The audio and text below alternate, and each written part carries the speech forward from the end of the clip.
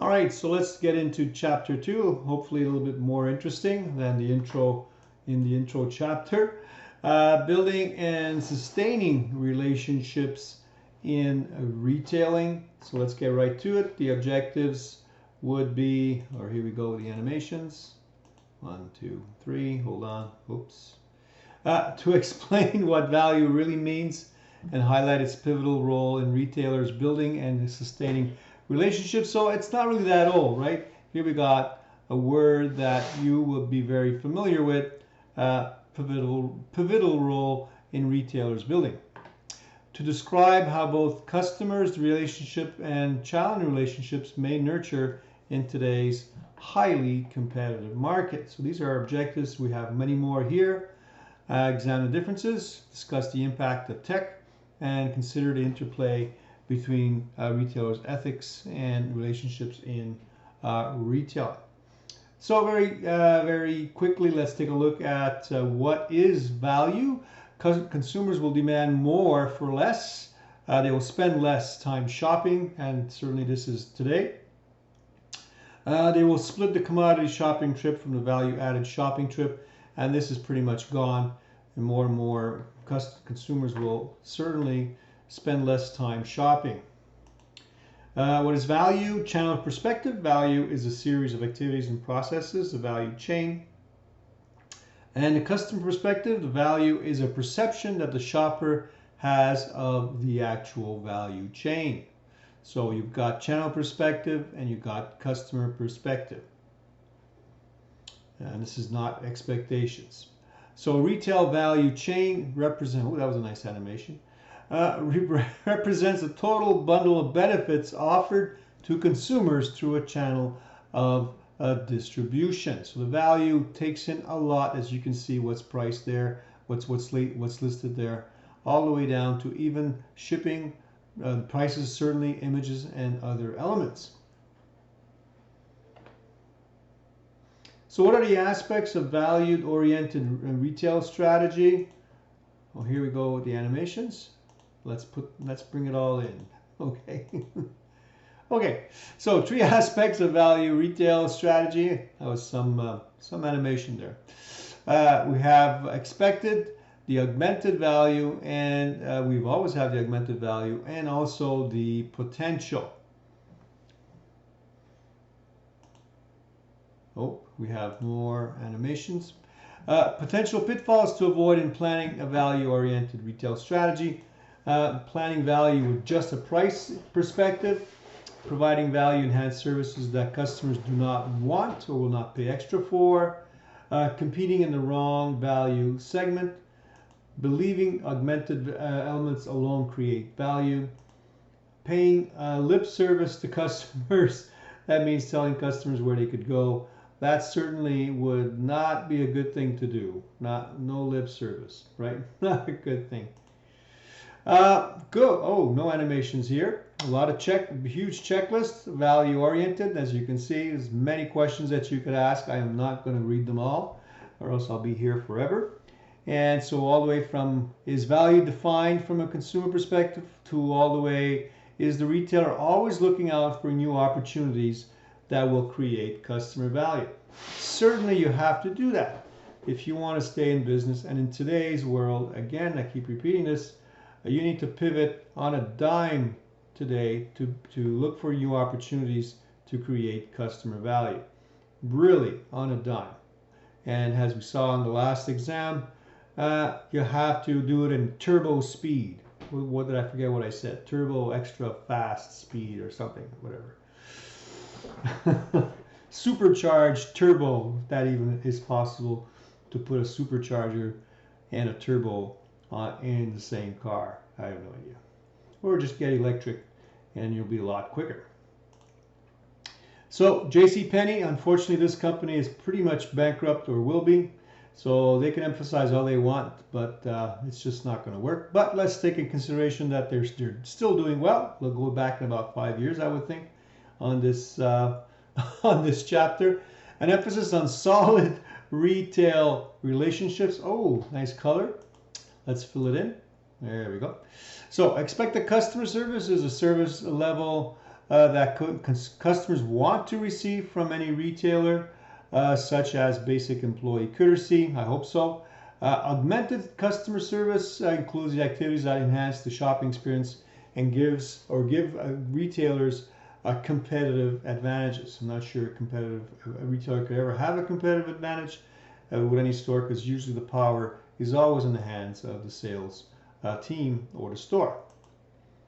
And you can also classify customer services. So we have 4 here. We've seen these type of graphs all the time, separated in 4. On the left, you've got the value. On the top, you got the cost, high and low. You got patronage builders, patronage solidifiers, disappointers, and basic. So you can take a look and see what that means. You have high cost activities. You would see here a lot of the more expensive products or premier products, and all the way down to basics, where you can see economy values here, low cost activities where promotions are non-existent. All right, so it's brought down to that. That's very interesting though. I like that graph, I must say. Not disappointed there. Oh, more animations. Here we go. Let's put them all in. One more. Oh, we have one. Oh, they really fill it up. Okay, so fundamental decisions. You have to have a little fun. What customer services are expected and what customer services are augmented? What level of customer service is proper? Should there be a choice of customer services? All these questions that you see listed here, and you see quite a few, look at fundamentals that you have to take in retailing. Augmented services going above and beyond. Okay, so let's take a look at this chapter. Now, typical customer services would go from credit all the way to extended store hours, mail, and phone orders. Oh my gosh, you got complaints, return handling. You have a lot of issues here, and these are all typical customer services that you would have to deal with in a store. And you can also have miscellaneous customer service, from bridal registry, babysitting, for storage. And in today's world, of course, you would have to have social distancing. You would have to have plexiglasses, masks. You would have to have probably hand sanitizer. All these things would probably fall under this, but probably more even one label, which would be safety. So turnaround weak customer service, and you have a little graph here from focusing on customer concerns all the way to apologizing and rectifying the situation. Certainly if you get to the bottom there to apologize, and if you do that quite often enough, I think you would need to really look at your strategy from the beginning, and you would have to redo it, because if you need to apologize to customers on a regular basis, you're not doing your job properly. Apologizing would have to be something very rare, but something, if you would need to apologize often enough in a store, that tells you that the store is not doing a good job. So let's keep going. A lot of information.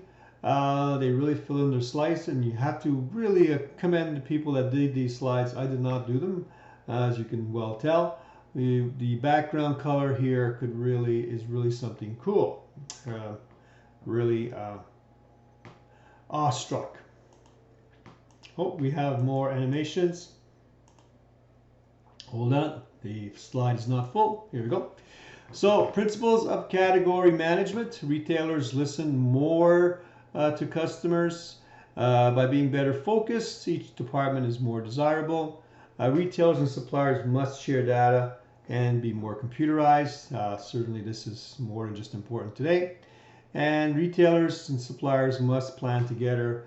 This has to be done for sure in that list. So elements contributing to effective channel relationships. You have a whole list here from final consumer orientation all the way down to inventory planning. Do you have to memorize all these? Not necessarily, but you have to have a good understanding of what effective channel relationships is all about. Some more animations? No animations. So 3 kinds of service retailing. You have rented goods, owned goods, and non-goods services. Okay, so these are 3 kinds of service in retailing. And let's take a look at characteristics of services in retailing. I apologize for the animation. Whoops, I went animation too far. Let's go back. Yes, so 4 characteristics of services in retailing: intangibility, inseparability, perishability, and variability. So you have a lot of abilities here, as you can see. So characteristics include to be intangible, inseparable, perishable, and variable. So if you have questions on this, I'm hoping the doc chapter has a little bit more information. Or please, this is why I do these videos. You can have any questions, but we will go through them now. But if you still are not sure what this means, please do ask me. Intangibility. When we look at characteristics of service retailing: no patent protection, difficult to display, communicate service benefits, service price is difficult to set, quality judgment is subjective, and some services involve performance experiences. Intangible. Inseparable or inseparability: consumers may be involved in service production, a centralized mass production difficult, and consumers' loyalty may rest with the employees. Perishability: services cannot be inventoried. These are all services, not products or goods, as we can call them, or as they call them in this chapter. Services cannot be inventoried. Effects of seasonality can be severe, and planning employee schedules can be complex. You also have variability, standardization and quality control hard to achieve. Services may be delivered in locations, so there's no variety here. Customers may perceive variability even when it does not actually occur. All right, so that's a good one, and certainly plays a big part in service retailing. So let's continue with the slides. Oh, this is a very nice one, nice graph. Again, not necessarily have to memorize this, but you have to have a good understanding of what overall consumer perceptions of service retailing is about. So all the way from convenience of service to respectful contact with customers, service and quality, the quality of employees, all these things are part of consumer perceptions of service retailing. It's more actually expectations than actual perception. So we looked at now a bit of McDonald's, innovative marketing at McDonald's, and Eddie Bauer, strong ethical sensibilities. These are nice old slides. I'm not sure why they're here. Understanding Americans with Disabilities Act. So again, these are all have to do with perception, I would think.